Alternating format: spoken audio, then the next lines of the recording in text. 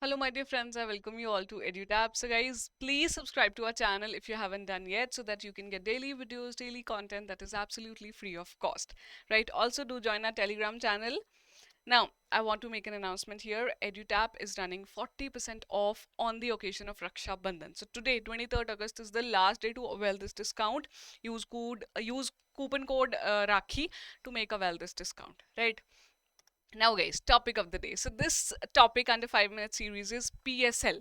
So, priority sector lending is a very important topic under your ESI. Questions have been asked in the various examinations of NABARD and RBI. We'll quickly see what is it. Before we proceed, I want to tell you what is priority sector actually.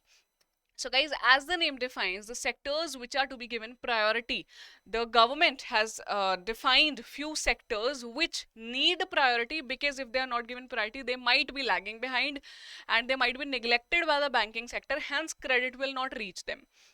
So Government of India and Reserve Bank of India have defined and have set few sectors which are to be given priority and hence they are called as priority sectors. Now what is the role of RBI? Guys, RBI is the regulator of the banks in the country and the lending is to be done by banks.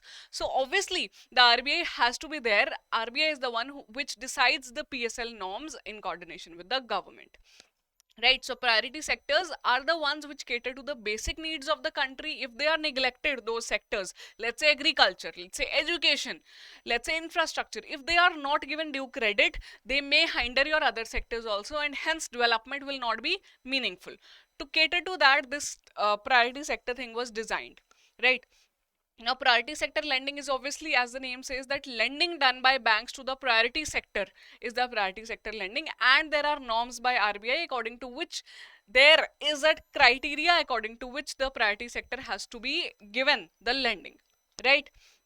Banks are mandated that they have to encourage the growth of such sectors, otherwise they will lag behind those sectors, right? I hope this is clear. Now what are these categories? I have given you a few examples like agriculture. So all in all there are 8 categories, 8 sets that have been defined. First is your agriculture, obviously. Micro, small, medium enterprises, the small enterprises, they have to be given a focus. Export credit, in today's world we cannot forget about export. Education, housing, social infrastructure. Social infrastructure will include, of course, your schools, your hospitals, etc. Renewable energy, renewable energy and others. So renewable energy was kept in mind and SDG was given due focus through it. So these are the 8 sectors. I want to tell you here, these others include the weaker sections or SC/ST sections, or now even I'll tell you that now recently, just few months back, RBI has said that startups, considering COVID in mind, up to 50 crore rupees turnover will be considered under the priority sector lending under the category of others. Apart from SC/ST and personal loans to vulnerable sections, startups will also be there. Loans to the farmers for the installation of solar power plants so that agri pumps can be solarized. Third, setting up of CBG plants have been also included as the fresh category. So these are now under the part of others category as per the new norms. So these are the categories. I hope you understand. These three are under a subcategory of others, right? Now quickly telling you about the criteria that has been decided by RBI. So guys, let's talk about the domestic commercial banks and the foreign banks with more than 20 branches, 20 or more than 20 branches. It will not include regional rural banks and small finance banks. So we will exclude them.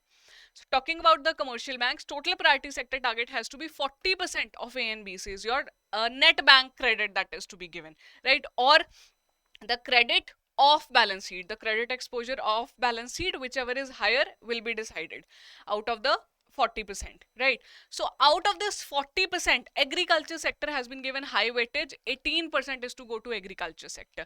Micro enterprises will get 7.5%, weaker sections will get 12%, right? This is the breakage, but very important point I want to tell you, under the 18% of agriculture, all the amount cannot go to large farmers. 10% has to go to small and marginal farmers, because what is the use if the large landlords are getting all the credits? So this is what decided for domestic commercial banks and your foreign banks with large more than 20 banks, right? You need to keep all these figures in mind. Moving to foreign banks with less than 20 branches, guys, they do not need to give credit to agriculture, micro enterprise, or higher weaker sections of our society. They just need to focus 40% on majorly the export lending. So 32% at max they can give the lending to the exports, and 8% might go to other sectors. So minimum is the 8%, any other sector they can use, but 32 is the maximum for the export credit, right? This is for the banks with less than 20 branches. Moving to your RRBs and SFBs, separate norms have been set up for them. Important for you guys, both RRBs and SFBs have to give 75% of their net bank credit or their exposure of the balance sheet must go to the sectors that are under the priority, right? PSL norms. RRBs have to give again 18% to the same. It is for as it was for the commercial banks, 18% to agriculture, out of which 10 will go to the small marginal farmers. 7.5% to ANBCs again under the micro enterprises, and 15% of ANBC or your exposure of the balance sheet will go to the weaker sections. Now this is the difference. Here it is 12, here it is 15%, right? SFBs on the other hand have 75% of the total priority sector lending they have to do, while other categories are same as that of commercial banks. 18, 7.5, 12. Agriculture exactly same, right? So this you have to keep in mind. There are separate norms for SFBs and RRBs. The only difference here is that SFBs can give 12% to the weaker sections, while RRBs have to give 15%.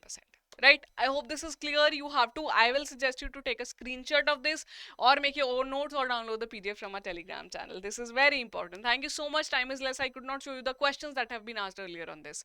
So thank you so much for your precious time. Wish you all the very best and see you soon in next lecture.